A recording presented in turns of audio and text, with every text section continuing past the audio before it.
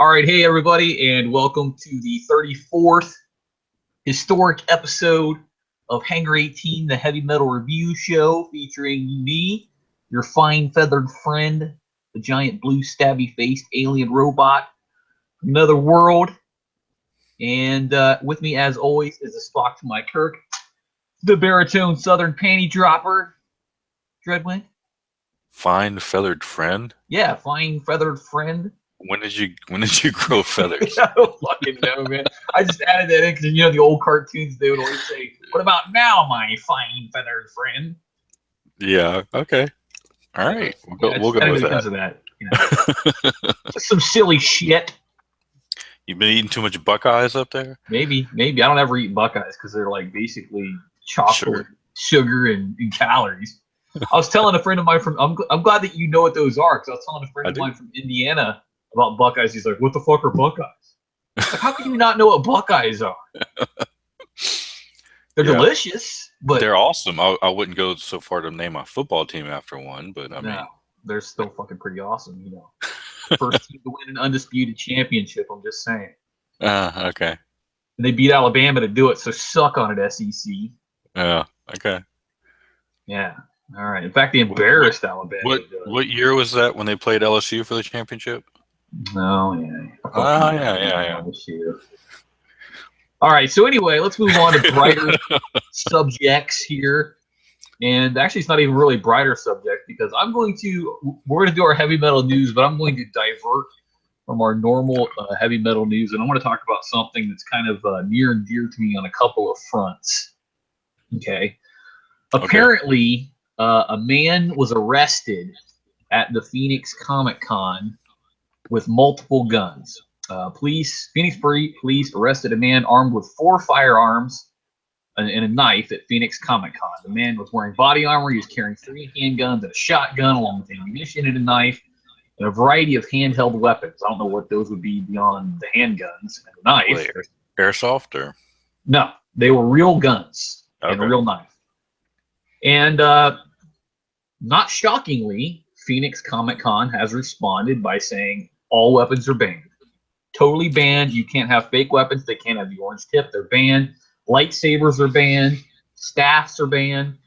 The size of your backpack is going to be subject to approval. Exactly. The knee-jerk reaction that everybody fucking knew was going to happen. Here's the thing about that. That's not going to help.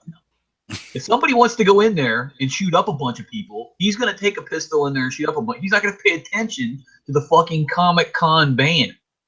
If he wants to take a gun in there, a gun is very easily concealed. He can put it in his waistband and put his shirt over top of it. And if you have a pistol, let's say you have a Glock pistol, you can easily have just in your pockets and in your waistband, I don't know, 100 rounds of ammunition that wouldn't look bulky at all, right? All this is going to do by banning all of the lightsabers and the airsoft guns and the rubber knives and the fake grenades, all this is going to do is piss off the people doing the costume. That's it. Yep. That's all it's going to do. It brings the entire quality of the con down, because now costumes that rely on those props can't use them. That's exactly right. Because, some people can get away with, like if they're cosplaying as Scooby-Doo, they don't need a gun, Right. But if you're cosplaying as, somebody from G.I. Joe, or Resident Evil. Yeah, right, Resident Evil, or like a knight in armor with his sword, or Jason Voorhees with his machete.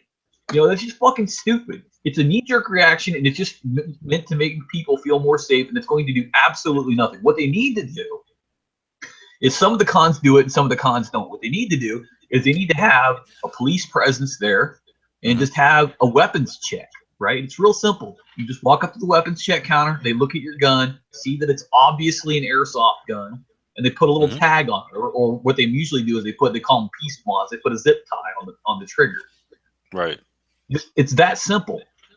And what that'll do is that'll allow people to cosplay, and everybody in there knows that their weapons have been checked, And if something's going to happen, it's going to happen whether or not you say, well, no guns allowed or not.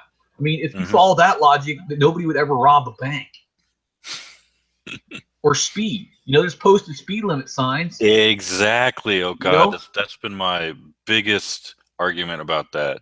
And here's every single person has broken the law because speed limit signs are the law, and it's a sign, and it says don't speed, and everybody does it anyway. Right, and if people treated speeding the same as they did guns, what they would be out there to do is they would immediately make it to where engines could not go over 70 miles an hour. Exactly. But nobody wants to do that. Exactly. That's fucking bullshit. And nobody needs a V6 engine on a sports car, right? All you need is a 4-cylinder to get from point A to point B. Right. Exactly. See, that's why this whole thing, because rights are rights. They're not the bill of needs. I'm sorry. Mm-hmm. And maybe that makes me sound preachy, and I know it's not really the place for politics in a heavy metal show, but it really pisses me off when people have these stupid fucking knee-jerk reactions to shit that's not going to be otherwise corrected by their fucking bullshit. But anyway, that's my news. I'm with you. I knew you would be too, because you have, what's the word I'm looking for here? Logic and not in common sense, right? Yeah. Instead of hysteria, right? Yeah, right. And we're not talking about shitty Def Leppard hysteria. And you know, I made a couple years back. I made a Resident Evil cosplay costume, and I've yet to wear it to a convention because it's a police officer costume, which looks very much like a real police officer. Right. You know, unless you're up close and actually see Raccoon City on it, it looks like an actual police officer's uniform, which is supposed to. That's the point. And of course, it requires having a gun as a prop of some sort. You know, I don't live in England. I'm sorry, people. But because of those two reasons, I've decided not to wear it anywhere. It's because of stuff like that. Yeah. Yeah. Okay. It's a shame. So what's your heavy metal news? So my heavy metal news is... How about I brought the mood way down? Go ahead. Yeah, let me bring you back up a little bit. New scientific research has recently shown that heavy metal vocalists share something in common with babies. They're adorable? They're just cute as a button, aren't they? They both instinctively know how to protect their voices when screaming and making loud noises. Oh, all right. The research says is carried out. I'm not going to even try to pronounce this guy's name, but a foreign guy. But let's see. The Pacific Voice and Speech Foundation, who used high-tech, high-speed imaging of throat and vocal cords in his research, he discovered that when most people shout or scream, their vocal cords actually collide, which can lead to hypervascularization, ulceration, bleeding, or swelling. But in the case of infants and heavy metal singers, that doesn't happen. What happens is, let's see, where is it? Basically, the vocal cords are not colliding with each other, so it's coming from a slightly different area of where the sounds are being produced from. Right. And apparently, all babies instinctively know how to do this, and then as we grow up, we, I guess, lose the ability, or not the ability, but we lose the I guess knowledge of how to do it. Right. And so even, you know, the research is important even with people like teachers who do a lot of talking and stuff, and they end up with a lot of, you know, throat issues from talking so much. But it's interesting research and interesting. That is pretty interesting. Although we got to say that, you know, if you just were a death metal vocalist and just your screaming caused you to just blood come out of your mouth, that's pretty metal. That would be pretty metal, yeah. So, but then I'm thinking you wouldn't have a very long tour in that instance. No. All right. So there's that. All right. Let's try to get on some. Let's cheer the fuck up, everybody. All right. What's the name of the first band? 6 Feet Under. Oh, that's cheery, isn't it? Cheery. Like a fucking Christmas card with glitter on it.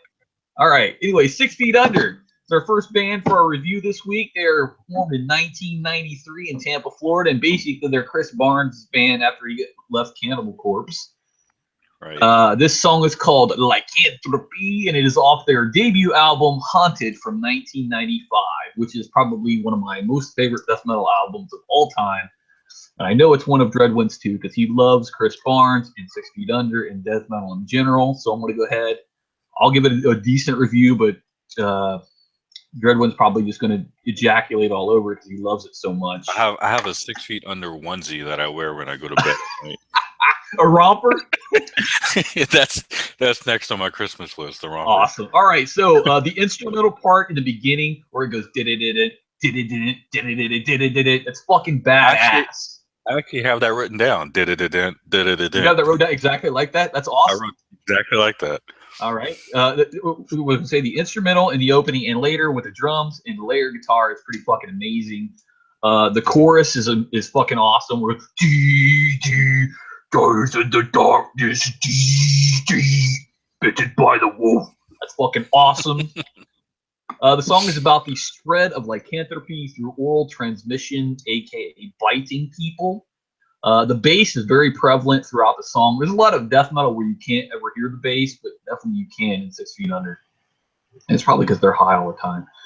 Anyway, the picture used for the album art, I don't know, this bass just seems like something to get high to.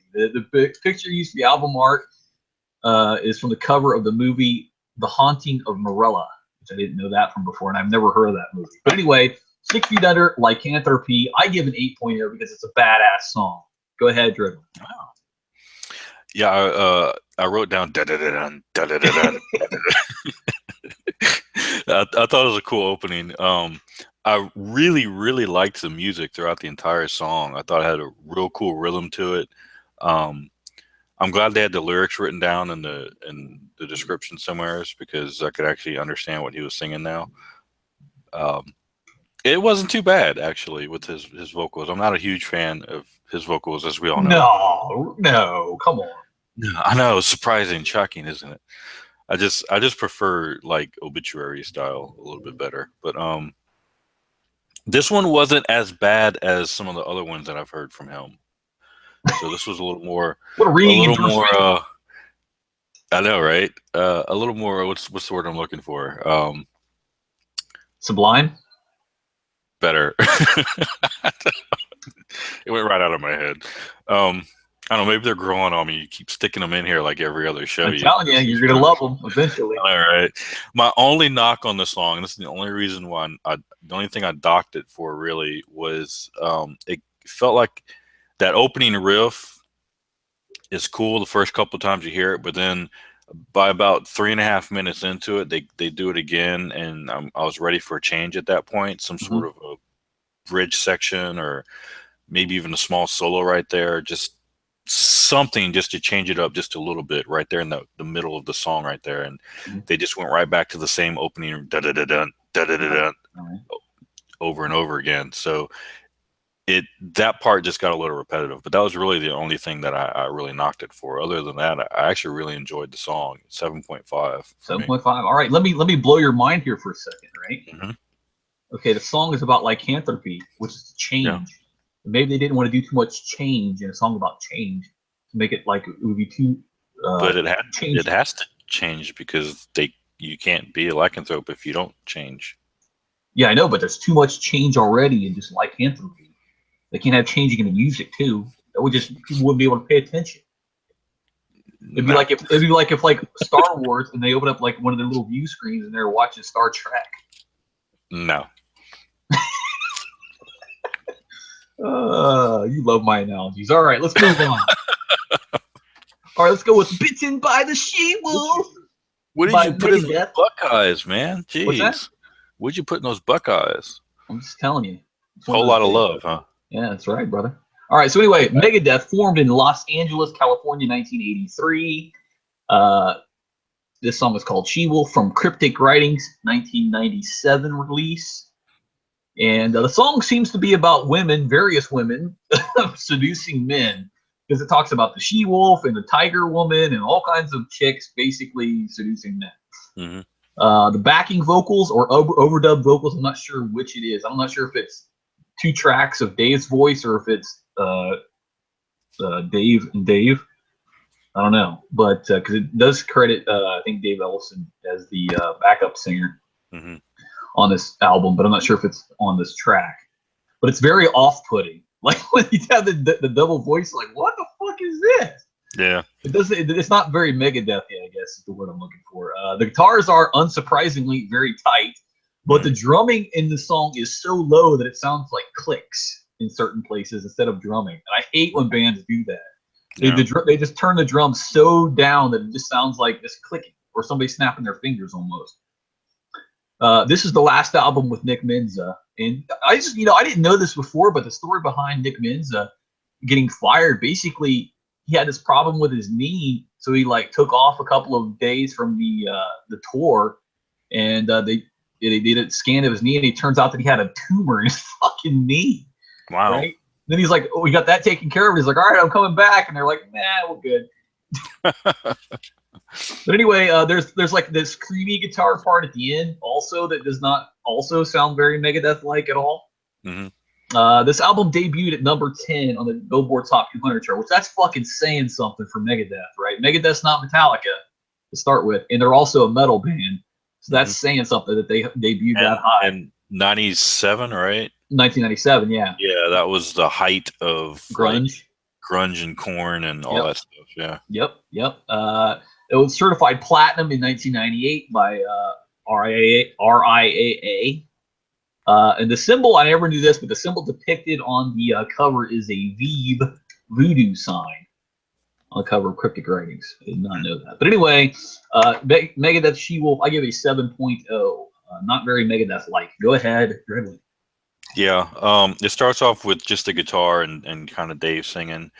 And it's got good tight guitar work throughout as per usual for Megadeth.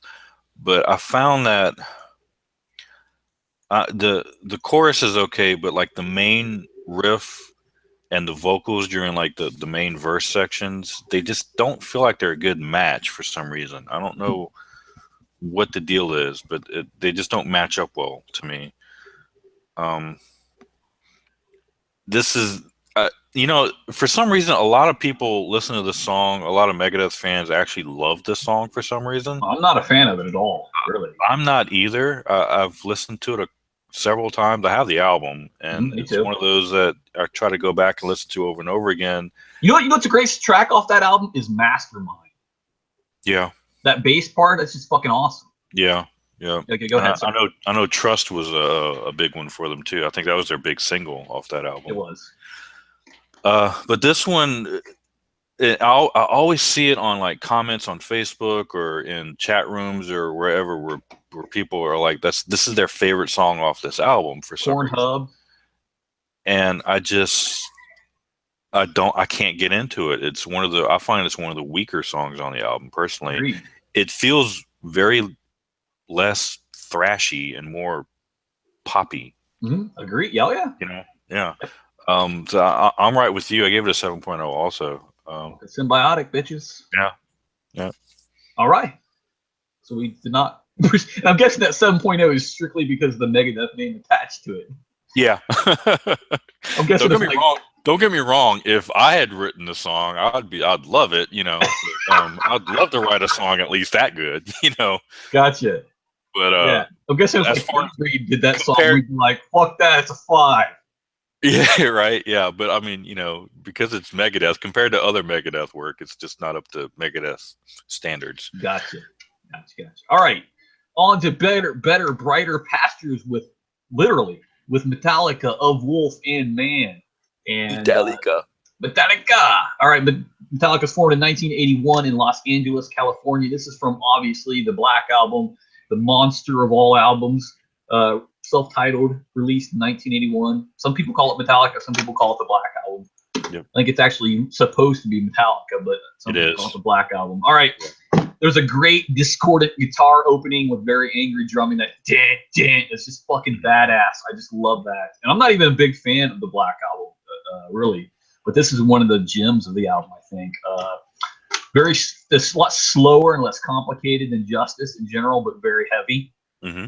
You think you could say that for the entire Black Album. It's slower and less complicated than Justice, but heavier. Yes. Crunchier. The solo seems a bit half-assed compared to some of the other solos on the album. Like, I don't know.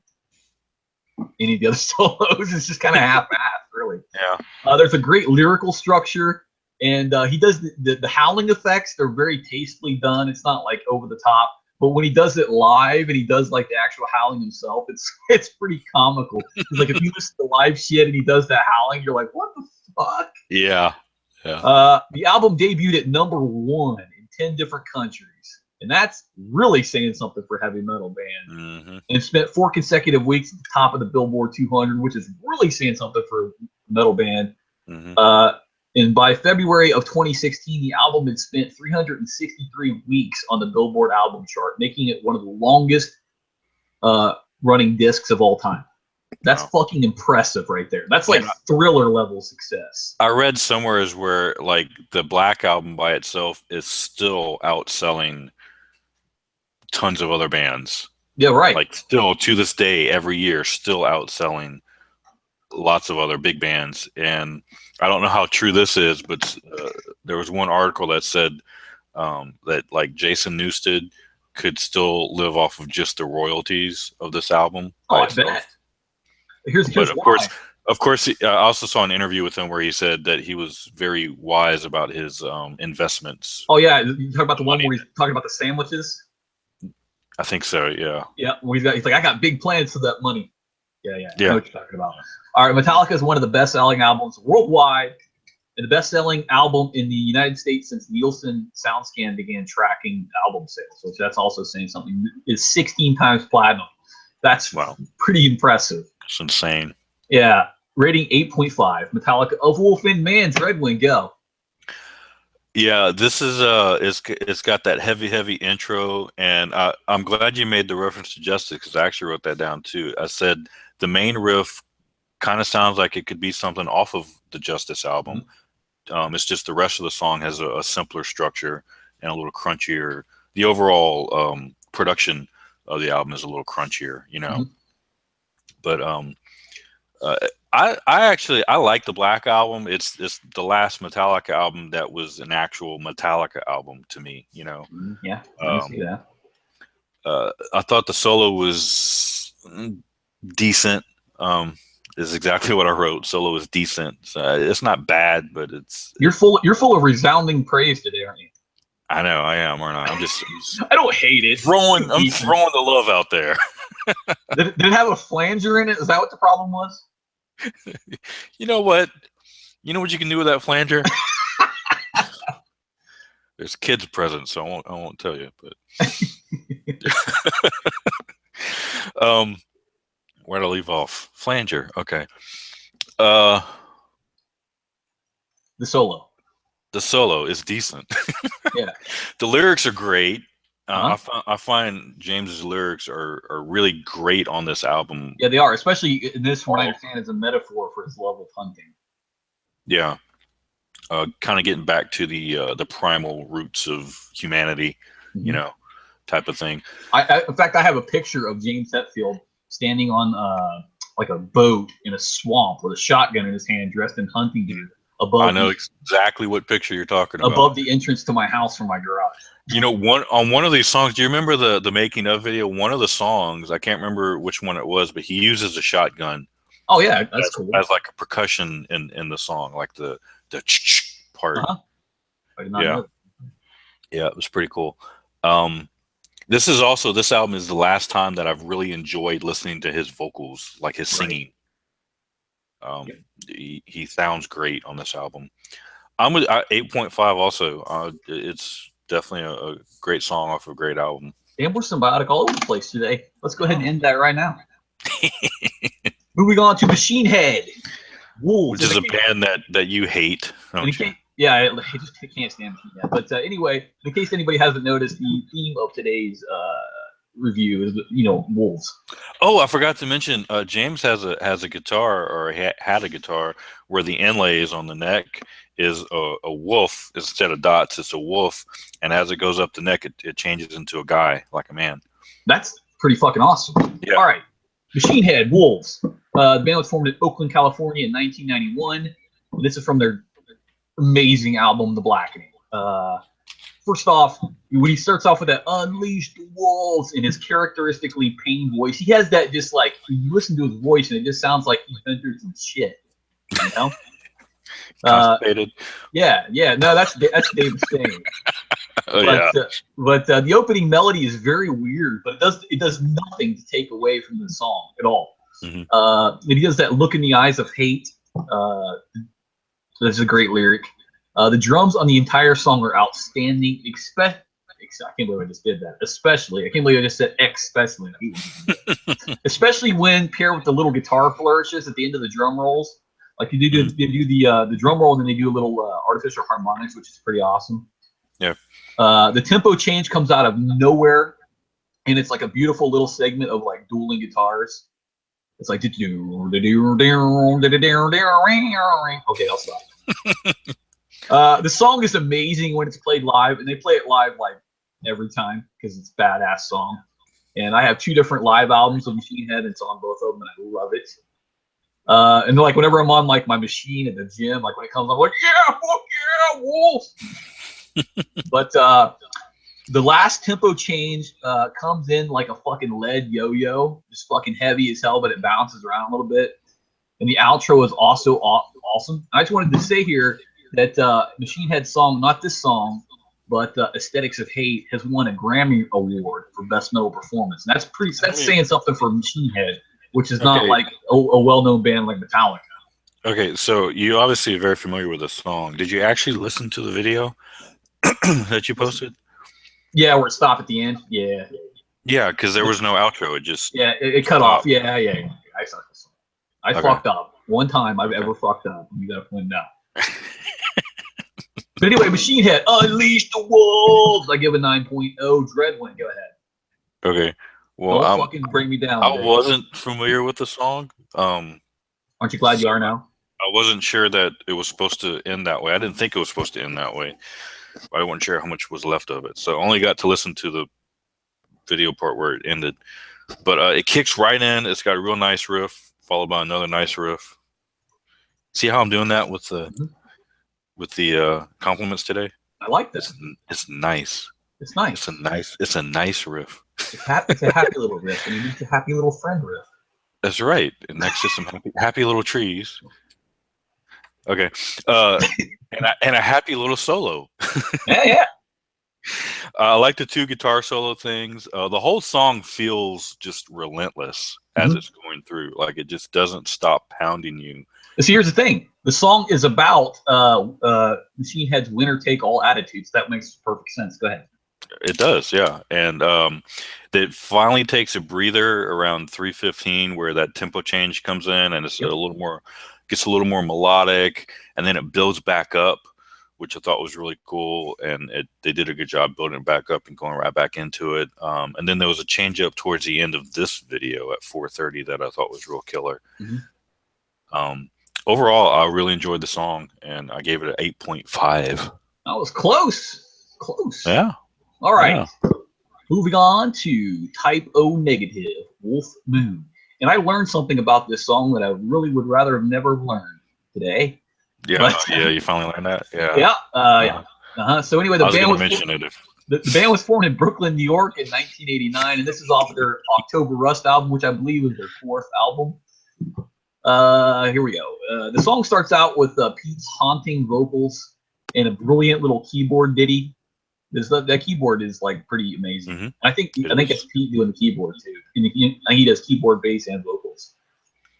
Well, Josh is a keyboard player normally. Okay. So, although I did not know that. Well, Pete composes like 95% of the music. I got you. So he could have. He very may well have. Gotcha. Very well may have composed that piece, and then as far as who actually played it on the album, I'm not sure. But then the main guitars kick in like a fucking sledgehammer. That wah-na-na-na, it's just fucking awesome. Then they stay really low. The guitars are like low throughout the entire song, which is pretty counterpoint to Peter's singing, because he's on a pretty high tone of his singing in the song. Yeah, on this one, yeah. And here's what I learned today. Some people have interpreted the song about earning your Red Wings, and I did not know that.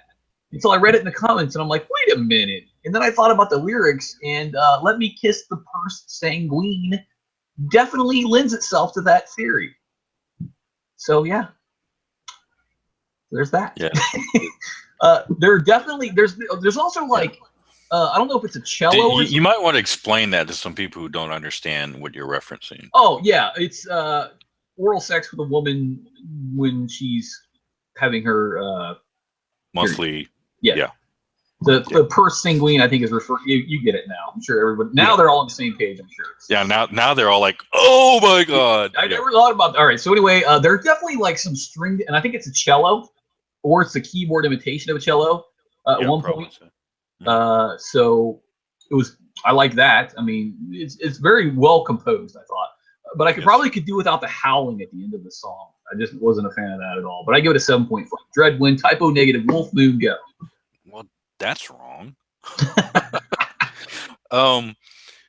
Yeah, Peter's voice is very powerful in this song, and I wrote down the keyboard intro with his deep voice too is very, very awesome, and it just kicks in with the heavy guitars. One thing is this particular video is a really crappy upload of it because it sounds so much better on the actual CD itself. I've listened to this song probably hundreds of times. Overall, the song is heavy but melodic at the same time. It's soft but dark at the same time. It's big, but it's not overly epic, like it's not too big and too epic. It's not over the top. I got you. Right, not over the top, but it still has a nice big sound to it. And I really like this album. It's an underrated album. I agree. I mean, October Rust is a great album. Great album. And every time the song on that's a pretty good song. Yeah, it really is all good. Even Bad Ground. I can never listen to this album and not think of Autumn. Yeah, me too. I'm totally with you. As soon as I hear the song, I think of two goth people walking through a woods in like October. Yeah, with just all the bright colored leaves everywhere. It instantly comes to mind. And I think I read somewhere where he said that was actually his inspiration when he was writing the album. So it's really amazing how an artist can think of an inspiration, write music, and then the listener can listen to it not knowing that was his inspiration, and just the image just comes right to your mind. It's awesome. So well done. I give it a 9.0 because I love the song and I love the album and I love Typo Negative. Damn. All right, I like Typo Negative too. I'm just maybe, I don't know, not quite as much as you. Wrong. You love them. All right, moving on to a band that I do really love, Amon Amarth, formed in Tumba, Sweden in 1992. This song was called Father of the Wolf, and it's off of the Deceiver of the Gods album from 2013. And holy fuck, this video is fucking badass as fuck. Yeah. I don't know if you like, I know you do, but I don't know if like other people like Viking mythology, but I love Viking mythology. It's probably my favorite type of mythology. And the video is just neat as fuck. The song blasts off right off the rip. And Johan's singing is fucking amazing. And here's the thing about Johan Haig is they use him on a lot of memes as like the default Viking. Like I see him all the time. They're like, "Oh, I'm a Viking" on this meme that has nothing to do with heavy metal or Amon Amarth. It just has Johan Haig on it. I'm like, oh, shit, that's the guy from Amon Amarth. Apparently, he's 6'6", so he's pretty intimidating. All right, the song has great tempo changes, and I didn't know that this would happen. But while I was listening to the song, my beard grew another beard. So it's pretty Viking-y. The musical mix is absolutely perfect. Every single instrument and his voice are right there. You know, like you can clearly pick out everything: the drums, the bass, the guitars, everything. Totally right there, mixed perfectly, in my opinion. The solo is not overly complicated. It fits right into the song. I love the solos when they start off low, like right with the rhythm guitar, build up to some huge crescendo, and then go back down low to the rhythm guitar again to blend back in. Yeah. Instead of just stopping. I love it when that happens. They balance unyielding blasts of Viking brutality with artful melodies. And apparently on this, there's a track on this album, Deceiver of the Gods, and the former Candlemass singer Messiah Marcolin, he has a guest appearance on vocals, and the track is called Hell. Hel, the Viking version of Hell. Right. Huh. Anyway, Father of the Wolf by Amon Amarth is a fucking badass, amazing song, and the video really helped too. I give it a 9.5. Dreadwood. Yeah. I actually thought you covered most of the actual music itself. There was a pretty cool intro at the very beginning of the video that I really liked. The music kind of had a very Celtic feel to it originally, and then it kind of changes and goes into like the movie style intro of the video. And the video is really long. It's like 10 minutes long. Yeah, like the movie intro part is like half the video. Yeah. Yep. And then like the credits are like another 50 seconds or so. Yeah. And it was kind of a bit too long for me because at one point I kind of forgot I was waiting for an actual music video, and I was just watching, like, I thought I was watching a clip for a movie or something. I don't know. But it was a false sense of security. It was done well, but like I said, it was kind of long for a music video. It's got cool riffs. It's got great solos. It's got great drums. I wrote when the music kicked in, I said, "Finally, Viking metal." Really a fan of it, and I really liked the music that they played for the end credits too. Yeah. It has nothing. I don't even think that's Amon Amarth. I think it's just like somebody's stuff. Well, it kind of sounded like it had a similar melody to the song. So I was wondering if it was something off the album somewhere else or something, but I really liked it. Yeah, I'm totally with you. But yeah, I enjoyed the whole song too. I gave it an 8.5. All right. Well, that's wrong, but we'll take it. All right, moving on to Satyricon. And let me start off by saying Satyricon, probably the only Norwegian black metal that I'll go out of my way to listen to. I mean, I'm not a big fan of Norwegian black metal in general, but Satyricon is the exception because they're really good. And this song is no obsection. By that I mean exception. Anyway, the song is called The Wolf Pack. The band was formed in 1991 in Oslo, Norway. Every time I see Oslo, I always think of crossword puzzles because Oslo is like always a crossword puzzle clue. But yeah, or an answer anyway. But anyway, the album is called The Age of Nero, released in 2008. Probably one of the most unique intros I've heard in a long time. It just does this it almost sounds like, to me, it almost sounded like a musical tornado. It just kind of like twisted around and then just fucking blasted. It was awesome, I thought. The breakdown is heavy as fuck, and the tone they get on the guitar over the bass and drum part is amazing. And then like they have this little bass and drum part, and then it just fucking nails you with this hammering riff. It just comes out of nowhere, and it's just like heavy as fuck. I'm just getting excited even thinking about it. The singing is uncharacteristically clear for black metal, and that's the hallmark of Satyricon. Like, you can usually understand what he's saying, and they don't usually play at 75,000 miles per hour like a lot of black metal bands do. And according to this is just a tidbit of knowledge here, according to recent updates on Satyricon's official Facebook page, they entered the studio in March 2017 to start recording their 9th full-length studio album.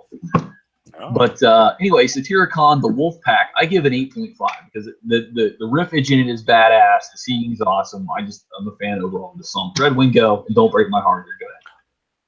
Very cool intro / riff, because I was right with you. It sounded really awesome. And there's a bunch of really cool riffs in this song. Yep. These guys definitely mastered the art of cool riffs. Because I wrote cool change up riff here, evil sounding riff there, another cool change up here halfway through. The intro riff was awesome. This riff is I just have like cool riffs all throughout the whole thing. Good use of flanger. Yeah, okay. You know what had a flanger on it? The vocal. No, I don't know if the vocals had it on it or not. The vocals, it's a bit of a black metal style vocal, but like you said, it's not as extreme as what you normally hear from black metal. It's not quite Emperor or something like that, or Marduk, or Demi Borgir. Yeah. But yeah, overall, I liked it. I'm not too familiar with this band. I've heard of them, but I haven't like sat down and listened to them. But I I think enjoyed they have a this song one. called "Black Crows on a Grave." I think that's what the name is. It's something like that. You should look that up. It's a really good song. I'll have to check that one out. I give it an 8.0. I enjoyed the song. All right, damn, I never would expect it. Yeah. All right. Moving on to a lesser known artist, Ozzy Osbourne. Ozzy Osbourne's solo career started in 1979, basically when Sharon Osbourne found him in a drug-induced, just Coma. yeah, kind of just in an apartment doing drugs all the time, and she brought him out of that and put him on a solo career track. And this is the song "Bark at the Moon," which is the title track of his 1983 release. And first off, that riff, that badass guitar riff that it starts out with, you just can't go and talk about Bark at the Moon without mentioning that. I think it's Jake E. Lee on this album. Yep. And just amazing. I mean, he's not Randy Rhoads, but he's pretty goddamn good. Yeah. And just a couple of tidbits here. To date, Bark at the Moon has sold 3 million copies in the U.S. And Ozzy produced the music video for the song, which the music video is like quintessentially early 80s. It's got like the bad lighting and like the horrible acting and cheesiness. The music video for the song was partially filmed at the Holloway Sanatorium outside of London, England. The song seems to be about a werewolf, but it's not like your typical werewolf that like contracted werewolfism from like other werewolves. It seems like it was created by the evil of man. It's kind of like a Dr. Jekyll and Mr. Hyde type. I was gonna say kind of a Jekyll and Hyde type of vibe. Right, yeah, it's not like your standard lycanthropy. So I thought that was kind of a neat twist on it. And I've probably listened to this song, I don't know, hundreds of times. It's amazing. The solo in this song. Let me just talk about that for a second, because it is crisp. It's jagged as a solo should be. It's fucking awesome as fuck. It's in my actual quote here that I wrote down.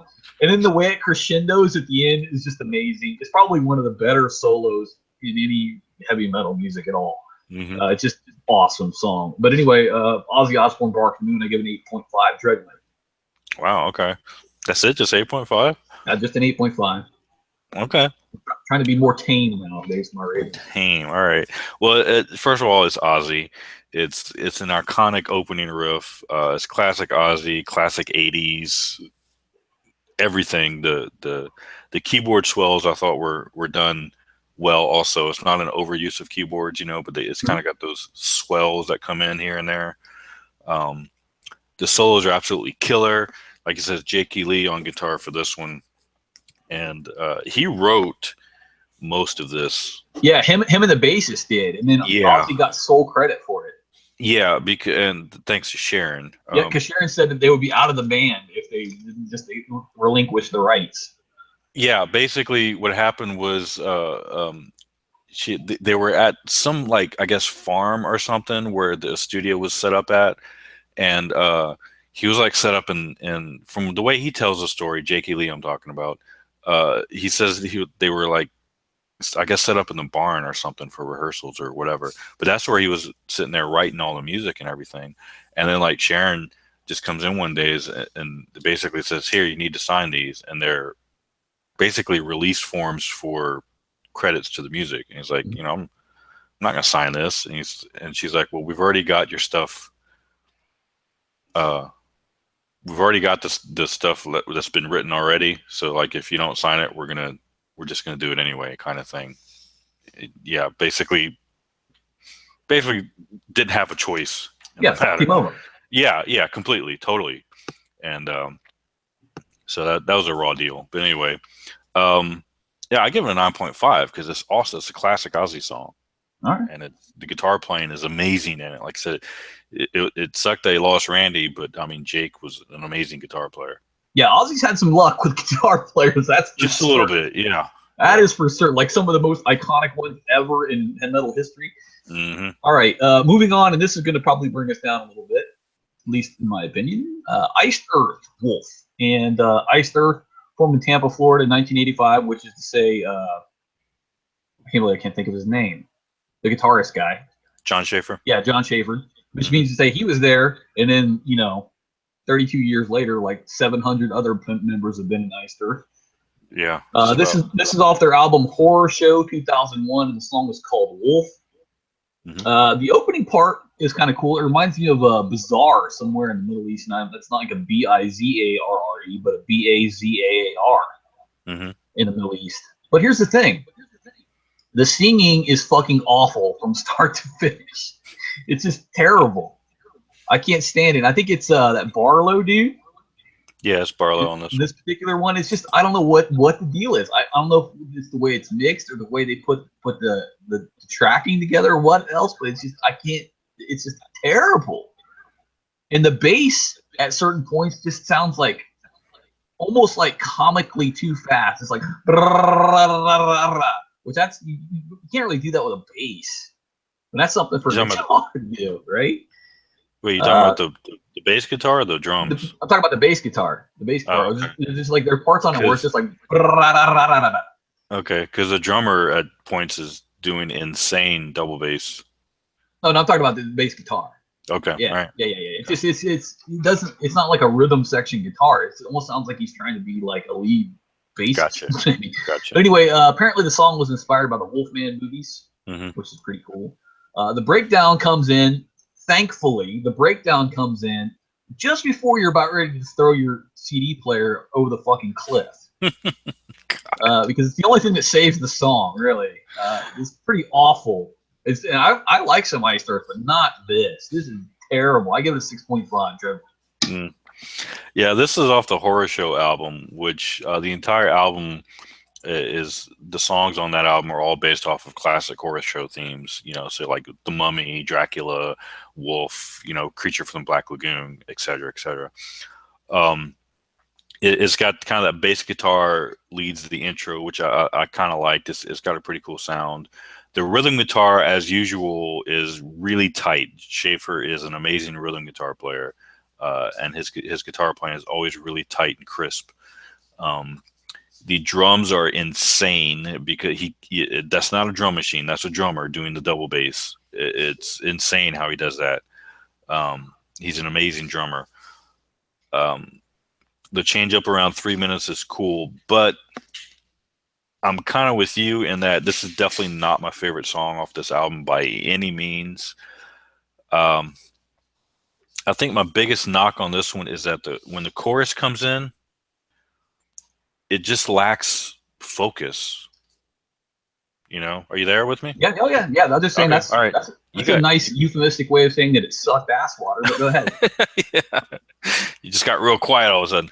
But yeah, the verse is, I guess, okay, but a good chorus could have really saved the song, and this one just doesn't have it because it lacks focus. It's just kind of too much going on in the chorus, and the entire song lacks that signature hook. Yeah, if they should have taken the dude from Satyricon and thrown him on this song, would have been all right. Maybe so. I don't know. I like Barlow though. I like his vocals. I know you do. I know you like Iced Earth, even though you're wrong. But go ahead. I'm not a fan of this song. This is one of the ones that I usually skip off this album. I will say this: Iced Earth usually has badass cover art. Yeah, they do. Yeah, they do. But usually their songs have some sort of a hook to it. Usually some sort of a melody or a hook, and this one just doesn't have it. The guitar is tight for the rhythm, but it just kind of goes. There's no hook in the rhythm. So then when the chorus comes in, you're expecting a hook for the chorus, and then there's no hook there either. It's definitely like the polar opposite of Enter Sandman in that respect. Yeah. So I give a 7.0. 7.0. All right, you're more generous than I was. All right. Yeah, I know. I kind of figured you would be too. That's all right. All right, moving on to our last song, and I think this is the first time we've had Death Angel on this show, which I think so. What we were thinking there, because Death Angel's fucking badass. I know, right? Death Angel formed in the San Francisco Bay Area in 1982, and anything from San Francisco Bay Area in 1982 is probably going to be awesome. Anyway, the song is called Thrown to the Wolves, and it's off their album The Art of Dying, 2004.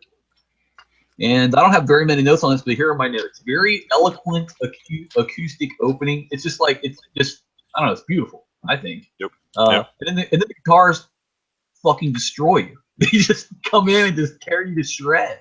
Badass.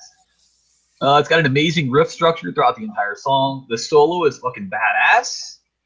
And it's just outstanding song overall. My only one knock on this song is I think it might be a little too long. And I think it's probably because, and this is just my opinion here, that they put that opening in there, which is like maybe 45 seconds long, and then they made it a regular length song on top of that. So I think they could have maybe cut a whole minute out of the song. That would have been better, but it's still a really, really good song. I give it an 8.5.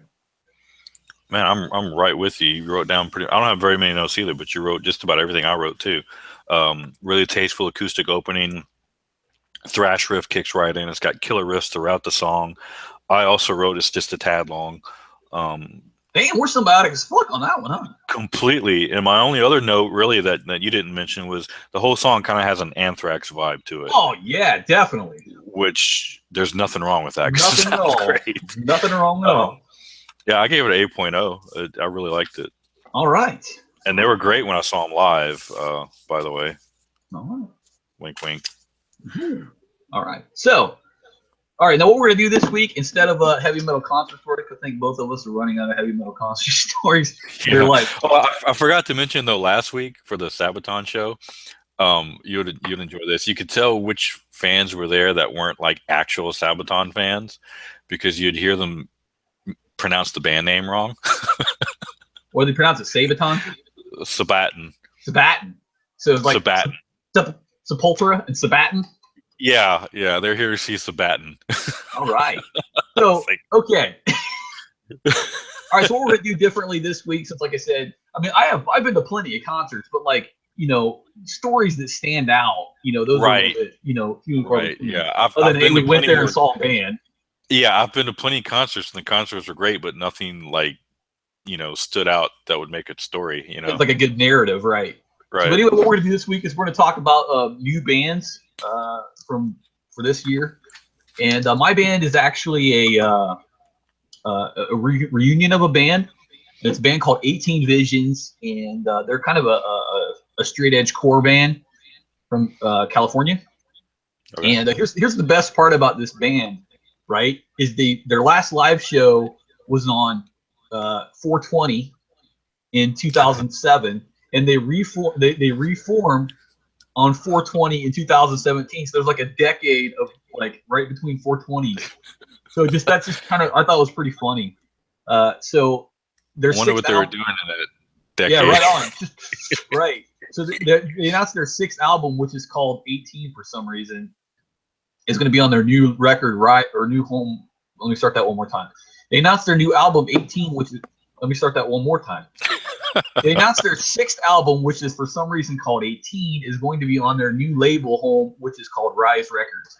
And they're kind of like, they're not, I don't know if you would like them because they're kind of post-hardcore and they're, metalcore and straight edge. So it's kind of like, that New York sound to it, but I really like them, and they're kind of like Ice Earth 2 when they've had like 50,000 members. Mm-hmm. But 18 Visions is like one of those little underground street bands that you know about that like hardly anybody else knows about. So that's mine for this week. Okay. Go ahead. Well, I was trying to look up some new bands that I had never heard of, and that had like their first release this year, and I did find one called. The band name is called King Woman. Okay. They were formed in 2009 in San Francisco, California, and their genre is listed as doom / post metal, which I'm not exactly sure what post metal is supposed to be. I know exactly what it is. It's like when a bunch of people from the post office play heavy metal. Oh, okay, maybe that's what it is. So they deliver their mail. When they deliver their mail, like fucking special delivery. Okay, well, hang on, because I got one more for you. They have one more description in their sound. So it's doom / post metal / shoegaze. The what? Shoegaze. I've never fucking heard of that. I have no idea what that's supposed to be. All right. Yeah, but that's what it's listed as. They're on Relapse Records, and their first full-length album came out this year, 2017. Is titled "Created in the Image of Suffering." And they're very much a doom stoner metal style band, just from the little bit that I've listened to on YouTube from them. The members are Peter Arensdorf on bass. I probably butchered that name. Well, I know the dwarf suffix means from the village of, so in German. Okay, it was Arens. I'm not quite sure how you pronounce that. Probably Arensdorf. Okay, Arensdorf on bass. Joey Raygoza on drums. Colin Gallagher on guitars. I have no idea if he's related to the comedian Gallagher or not. Smash pumpkins on stage would be awesome. That'd be awesome. Yeah. Pumpkins. And wait a minute, watermelons. What the fuck? Watermelons. It doesn't matter. It's universal. It'll smash anything. It's romantic. And the singer is a female singer, Christina. I'm going to butcher this name. I'm just going to spell it Esfandiari. Esfandiari on vocals. What's the name of the band again? King Woman. King Woman. Okay, that's what. Yeah, and they're kind of described as being led by the hypnotic and breathy vocals of Christina, and a heavy emphasis on the breathy part. By the way. Oh wow! I'm looking at a picture of her now. She definitely seems to get into her singing. Yeah. And they're brooding, ethereal doom rock, and again, very, very heavy emphasis on the word ethereal. That's why I like that kind of music. Yeah, it didn't work for me. Just from what I was listening to, the music's good. It's very much stoner metal, but her vocals are, again, emphasis on ethereal, emphasis on breathy. Describes her vocals very, very well, and I don't know that it really matches well with the music.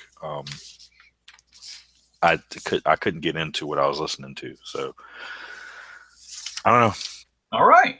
There's another similar band called Wind Hand. Wind Hand's fucking awesome. Yeah, and I listened to a little bit of them. I'm big into Wind Hand. Yeah, and they're again very stoner doom metal with female vocals, and I like her vocals. They fucking rock. If you like them, then yeah, listen to Wind Hand. If the music is similar, but the vocal style is completely different. All right. So give King Woman a listen and let me know what you think next time. All right, I might do that. All right. So anyway, I just want to also say we had two heavy metal icons that we talked about today, Nick Menza and Peter Steele. R.I.P. to both of those guys. Yes. So they're fucking awesome. Anyway, now comes Dreadwind's favorite part of the show. Yeah. I'm going to plug my appearances. I will be tomorrow at the Rubber City Pop Festival in Akron, Ohio. And hopefully they haven't fucking succumbed to the hysteria we were talking about earlier in the show about prop weapons. But I'll be there.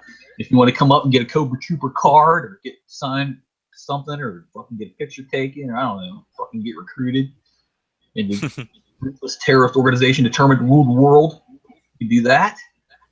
And that's about it. Just everybody fucking stay metal. Dreadwind?